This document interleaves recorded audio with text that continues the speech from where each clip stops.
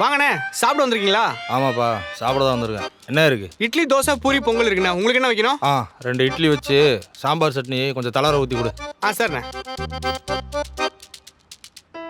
என்னடா எங்கேயோ பார்த்த மாதிரி இருக்கு. என்னங்க? என்ன விஜய், சூடா சாப்பிட என்ன இருக்கு? ஹாட் பாக்ஸ்ல தோசை சூடா இருக்குண்ணே. பூரி போட்டா சூடா இருக்கும். உங்களுக்கு பூரி போட்டு எடுத்துட்டு வரவா? நமக்கு காலையில தான் கூழ் குடிச்சேன், இருந்தாலும் லைட்டா பசிக்குது. சரி 3 இட்லி வச்சு கொடுப்பா. அதை வச்சு கொடுக்குறேண்ணே. என்னங்க? என்னண்ணே பார்சல் கட்டியாச்சுங்களா? உனக்கு பார்சல் கட்டியாச்சுப்பா. இந்தா. எவ்வளோ ஆச்சு? 120 ரூபா ஆச்சு. பே பண்ணிட்டேண்ணே. ஆள் நிற்கிறது உங்களுக்கு கண்ணுக்கு தெரியலையா?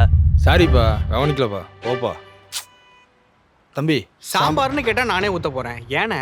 பா நாங்கள் தான் பேசி சாரி கேட்டோம்ல, அப்புறம் என்னப்பா? சரிண்ணே. அண்ணே அண்ணே, அப்புறம் என்ன ஊருக்குள்ள நிலவரம்லாம் எப்படி இருக்கு? வழக்கம் போலதான் விஜய். குப்பை தொட்டிக்கு வெளியே ஆட்சி மாறினாலும் காட்சி மாற மாட்டேங்குது. அண்ணே அண்ணே, என் செயின் ஏதாவது பார்த்தீங்களாண்ணே? செயினை காணுமா? தம்பி என்னாச்சுன்னு கொஞ்சம் பதறப்படாம சொல்லுங்க. அண்ணா இங்கே நான் வரும்போது செயின் போட்டு தானே வந்திருந்தேன். பைக்காண்ட போகும்போது செயின் மிஸ் ஆயிருக்குண்ணே, அதான் இங்கே வந்தேன். செயின்?